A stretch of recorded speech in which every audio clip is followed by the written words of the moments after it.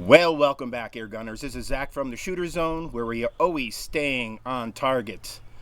Well, today I have a item here which is probably not a stranger to many of you, and it's the Umarex ReadyAir. Now, this compressor is oilless and waterless and is cooled by high-speed fan. So I just wanted to go over a few of the specs with you as we look at this, and then fill up a couple different rifles and just give you a kind of hands-on look at how long it takes to actually fill something up.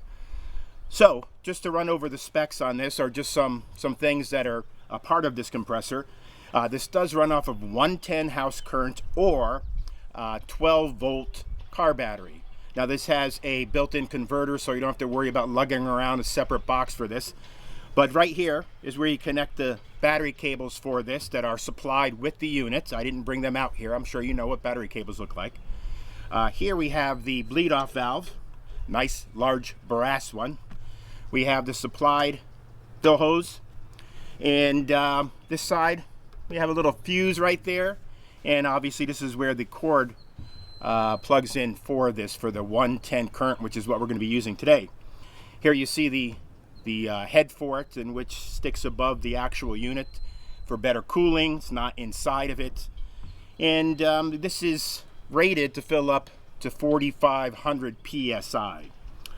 So also on top, before I forget, we do have a digital meter with automatic shut off, which you can set not only the air pressure but see where the pressure is at the same time and when it's going to shut off. Okay, so what I have here is the Gauntlet 30. And I'm going to fill these up not from empty because, again, you know, once you fill them up, I mean, you never run them down to zero. So what's the sense of showing you that? I want a real world kind of thing going on here. So it's at 2,000 psi right now. And we're going to fill it up to about 4,000 psi, maybe a little bit more. It's rated for 4,500 psi. It's got a 24 cubic inch bottle on it. But again, I don't ever fill up anything to the max. So I'm going to fill it up like I'm getting ready to shoot it, which is typically about 4,200 psi. So all right, this is going to be the first fill up. And what I'm going to do is this. Just give me a second here. I need to plug in the machine, and then we'll go through hooking it up and getting it started, and we'll go through that. So just give me 1 second. I just want to plug this in quick, and I'll be right back. All right, so I have it plugged in. The initial fan is running. It's not the high-speed fan for cooling necessarily, but it's the initial fan, probably for the converter. Up top here we have a few different buttons. We have the set button and on and off button and scrolling up and down. So I've already preset this to 4,200 psi. And again, we're just going to now press the button to turn this on after we plug it in, and we're going to see how long it takes. Now, normally I would have a filter on this as well, which is always a good thing. Filtration, I think, is important, especially if you live in areas in which humidity is fairly high. You always want to keep it filtered. But for this, I'm not going to use one just for convenience. So keep that in mind. All right, so we're plugged in. Make sure the bleed valve is closed all the way. Sometimes you have to give it a little snug, kind of a little bit of effort, you know, on that to make sure that it's closed all the way. I already have it preset for 4,200 psi, and we're just going to kick it on now. And when I kick it on, it'll start pumping.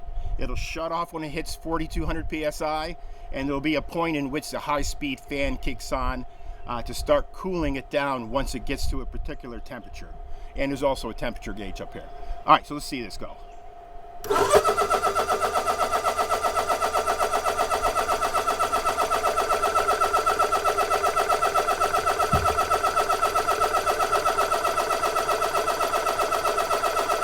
Probably should be timing this.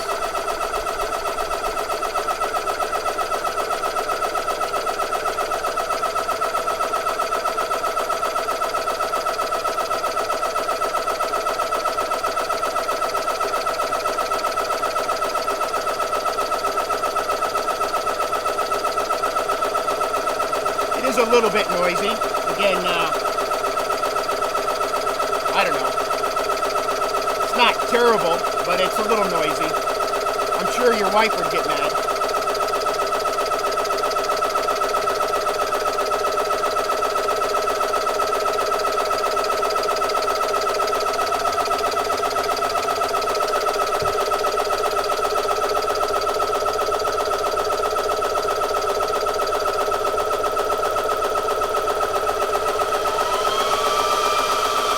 there goes the high-speed fan.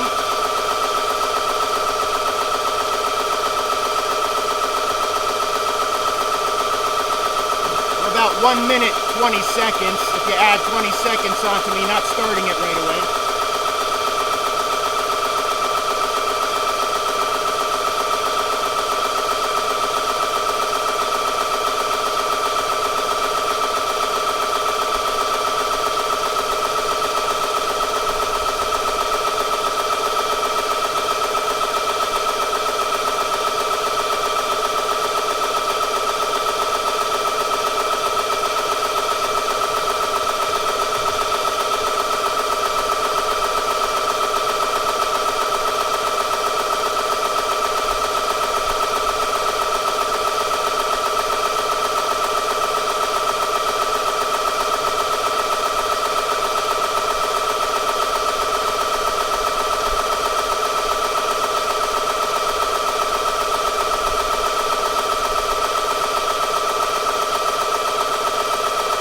When it gets to 2 minutes, I'm going to speed this up until it shuts off.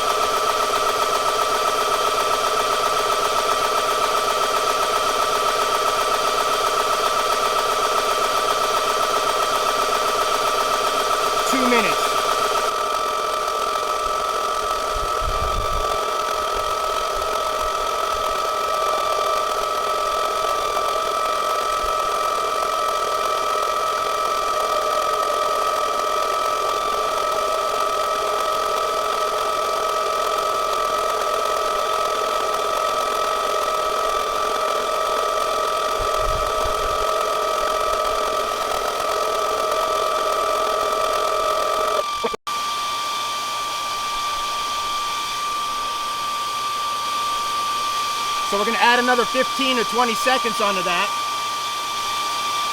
And we're basically just under 10 minutes, 30 seconds to fill up from 2,000 PSI to 4,200 PSI on a 24 cubic inch bottle.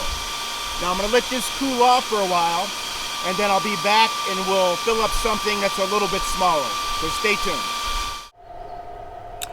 Well, all right, we're back now with the Air Javelin, and this has the kit on it to convert it from CO2 to air power. And again, this is a 13 cubic inch tank on this, fillable to 3,000 PSI. So we have it set to 3,000 PSI, and we're going to see how long it takes to fill this up. Get the stopwatch ready this time.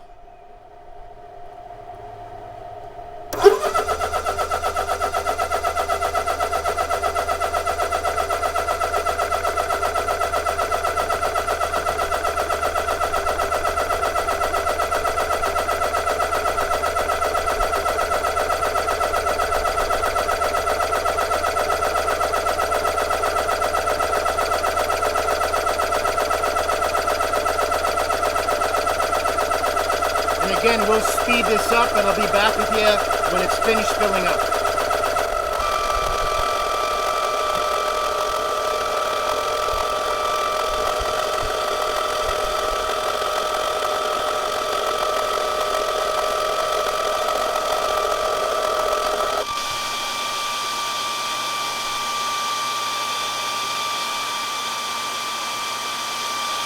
All right, so we're about 4 minutes, 20 seconds on that. I'm going to let this cool off and we'll be back for a recap. All right, so the recap. 24 cubic inch bottle from 2,000 PSI to 4,200 PSI took roughly 10 minutes and 30 seconds. 13 cubic inch bottle from roughly 2,000 PSI to 3,000 PSI took 4 minutes and 20 seconds. So, again, there you got it. I think that's pretty good. Again, a lot better than hand pumping, that's for sure. So, again, if you're looking for a compressor, this one for sure should fit into your discussion of which to get. And I think, again, it's a very good, reputable company, Umarex. They usually have great warranties on their stuff. They're great about taking care of customers when there's a problem. And there's a lot to say about that. Again, not all the companies out there, especially if you're buying, off of Amazon or eBay and you're buying one of these Chinese compressors, again, which isn't necessarily a problem. But again, if you're dealing with a company that's from there and it's not a big company, once your 90 days is up, you're done. That's it. You'll never get any help from that point on. And if there's a problem right in the beginning, you'll probably not get any help from the beginning. You'll probably just have to return it. So there we are. Just one note. It didn't shut off automatically, and I think I know why. Again, I've only had this for a few days now, so I've only used it, I think this is twice. When you change the air pressure setting, I went from 4,200 PSI down to 3,000 PSI, you have to push the set button to lock it in. If you don't push the set button and then you start it back up again, it'll revert right back to the 4,200 PSI. So again, make sure you read your instructions, not like I do. There's a fly on there. But that's it for today, folks. Again, I always thank you for watching this. Again, if you haven't liked this page yet, please like this page. Go to Facebook and like the Shooter Zone Facebook page as well. Go to Umarex and check out their page and go to their website. Again, this for sure, if you're looking at compressors in this price range, this for sure is going to be one of the ones you're going to be looking at. So, till next time, shoot lots, be safe, and we'll see you again soon. Take care now.